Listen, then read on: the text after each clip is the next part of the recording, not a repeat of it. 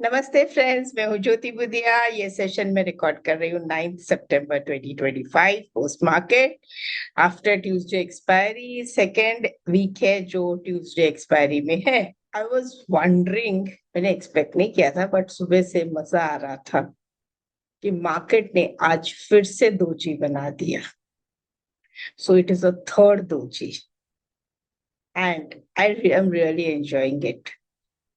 आज 850 का जो स्ट्रैडल है, 24,850 का स्ट्रैडल, अप्रोक्सीमेटली 80 रुपीज के आसपास ओपन हुआ था। फुल डे वीवैप के नीचे था। कोशिश करी उसने ऊपर जाने की, लेकिन नहीं जा पाया। उसका रीजन था कि उसके लिए उसको कल का हाई या लो ब्रेक करना था। एक बार कोशिश की उसने, लेकिन जैसे ही ऊपर गया फिर इमीडिएटली नीचे आ गया।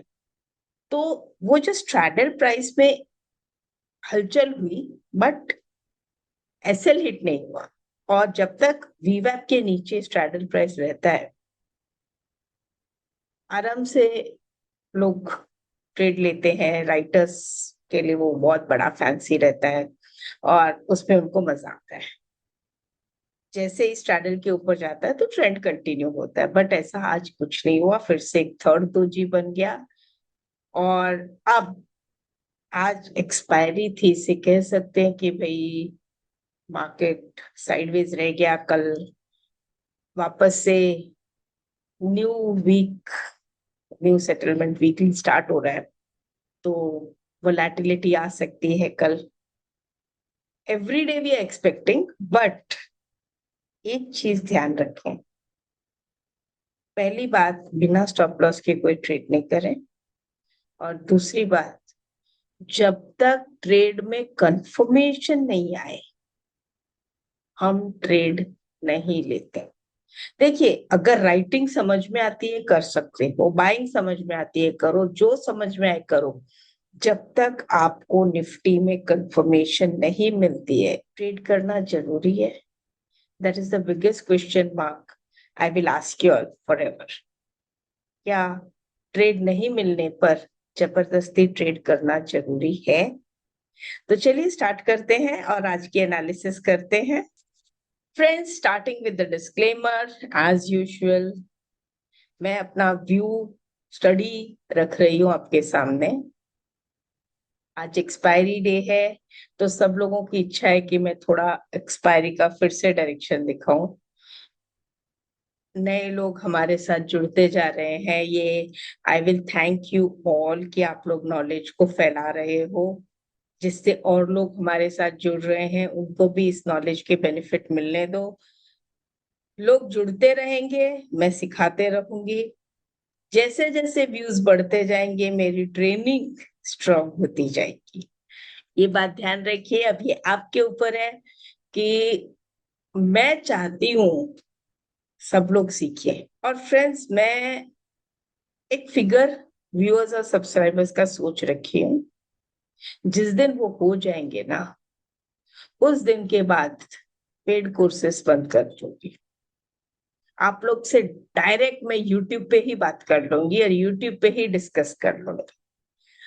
आप लोग को बोलूंगी कि मुझसे बात करो, उसका भी रास्ता बैठाऊंगी। I will dedicate one time for you all where you all can talk to me.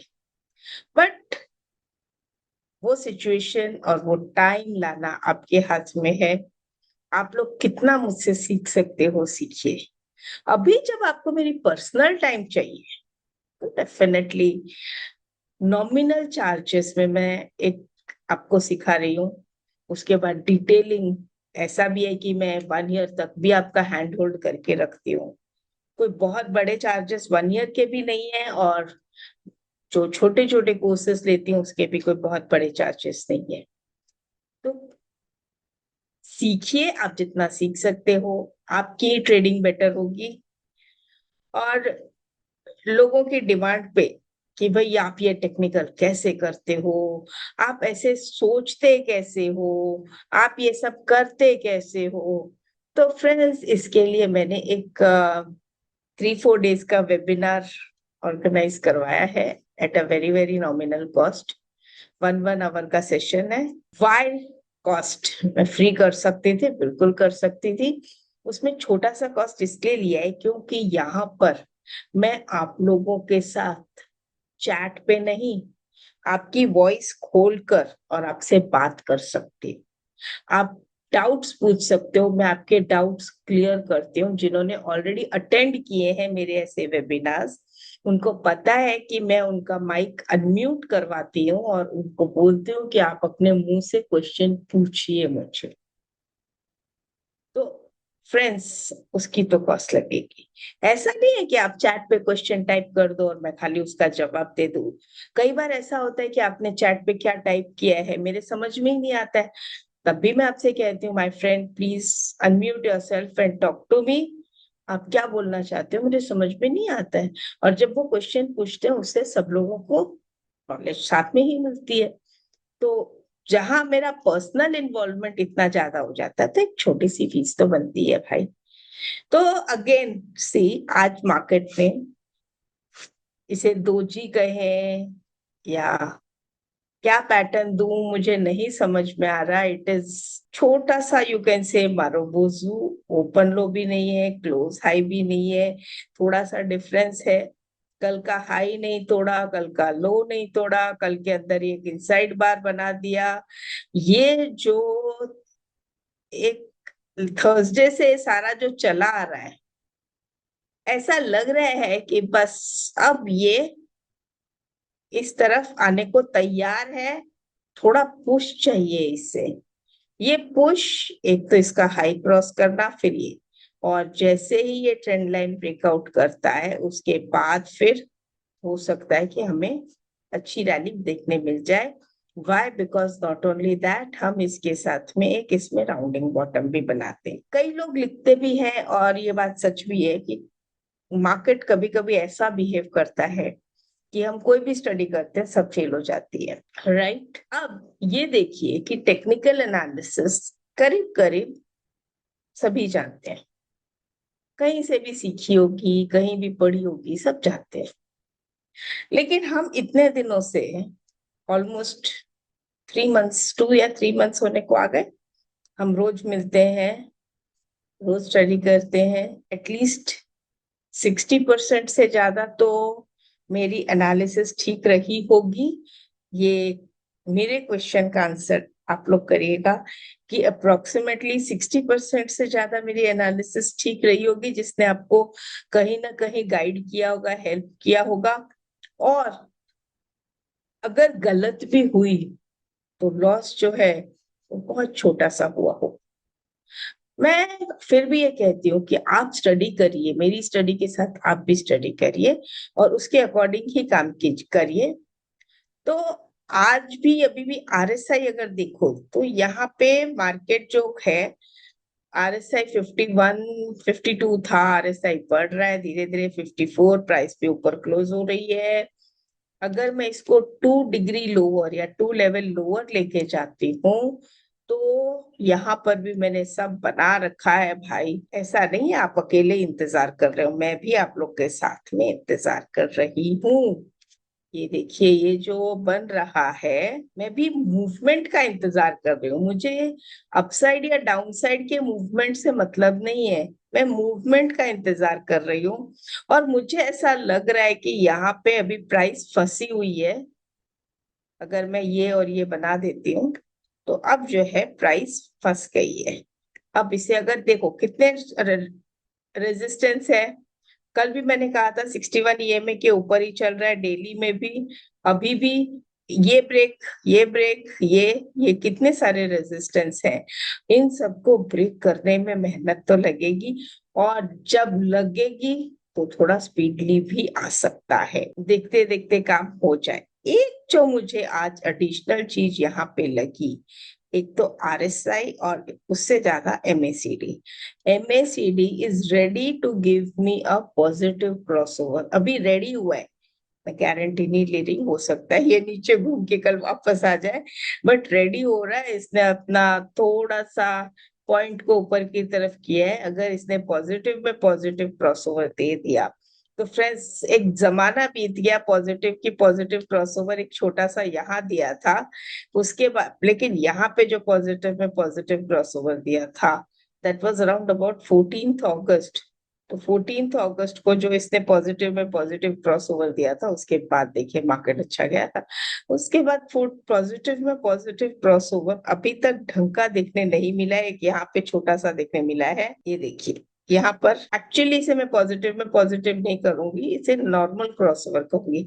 जैसे अभी यहाँ पे आपको देखने मिल रहा है नेगेटिव में नेगेटिव क्रॉसओवर, तो नेगेटिव में नेगेटिव क्रॉसओवर होता है ना तो अच्छी फॉल एक्सपेक्टेड होती है। ये देखिए व्हाट से, तो ये जो मतलब क्या होता है, बुलिश में बुलिश, बेरिश में बेरिश, बेरिश में बुलिश, बुलिश में बेरिश, वो जो होता है वो उतना इफेक्टिव या ट्रेंडिंग नहीं रहता जितना बुलिश में बुलिश रहता है। अगेन विद स्टॉप लॉसेस, कोई गारंटी नहीं है कि जो मैं बोलूंगी वो 100% राइट होगा, but this is how I study the market and based on that I am expecting it to move up tomorrow. अब आते हैं सेक्टर वाइज। अच्छा उसके पहले आज का जो मार्केट था स्टार्टिंग में ही आपको दिखाते हैं।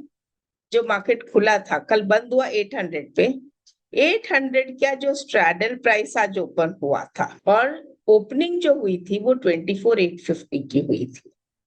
तो जनरली ओपनिंग के टाइम पे भी अगर हम स्ट्रैडल प्राइस लेते हैं तो हमको एक और आइडिया आ जाता है। तो ये रहा स्ट्रैडल पूरा आज का ओपनिंग से लेके।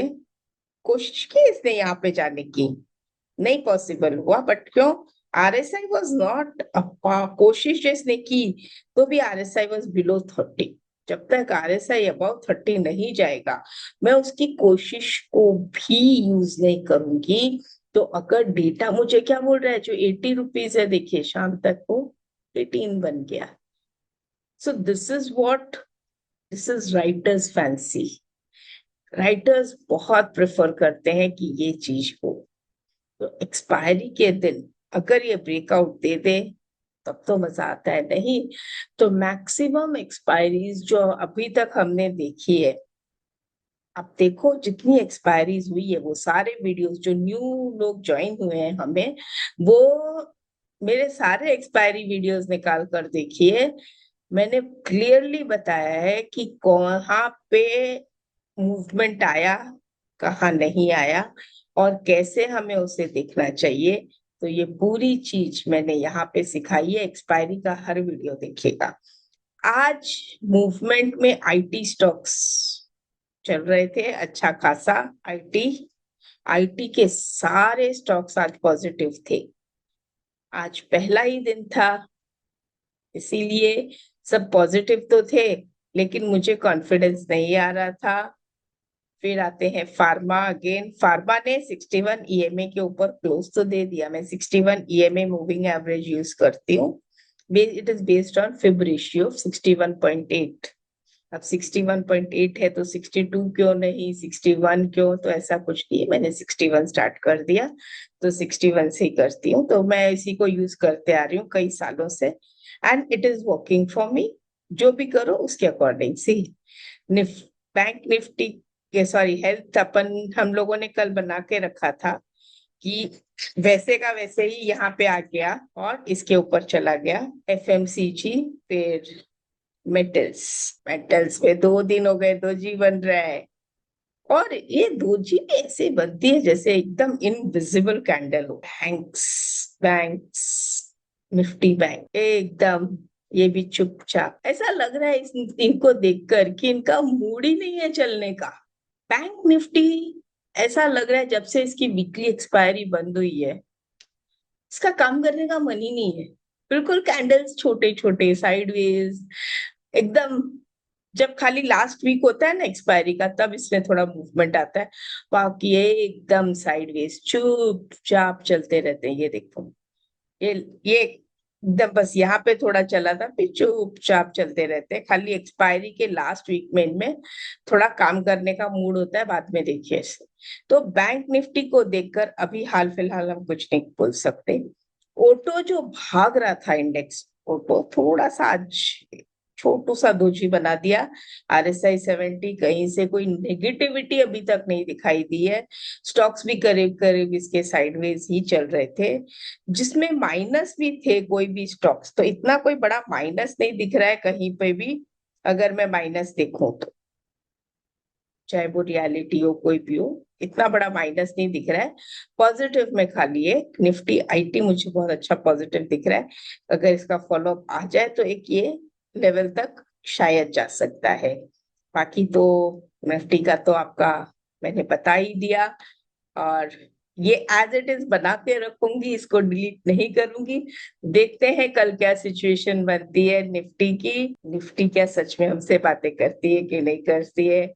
नो गारंटी नो चैलेंज, ऐसा ही होगा, कोई गारंटी नहीं है। तो फ्रेंड्स फिर क्या करना चाहिए जब कोई चीज की गारंटी नहीं हो? तो एक ही चीज की गारंटी होती है, स्टॉप लॉस लगाइए और काम करिए।